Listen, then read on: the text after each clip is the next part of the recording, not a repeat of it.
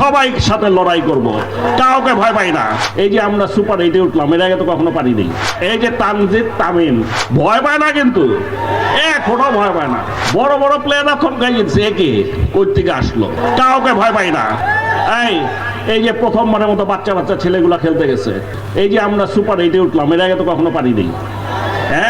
এই যে তানজিদ তামিম বাচ্চা ছেলে, কি সব বাঘা বাঘা বোলার, ভয় পায় না, কিন্তু এখনো ভয় পায় না।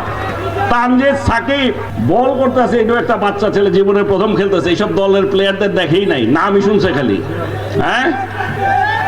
ওর বল করে যে একটু ভয় পায় না।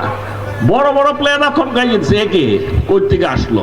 রিশাদ হোসেন বাচ্চা ছেলে, ওর বলই বুঝতে পারে না।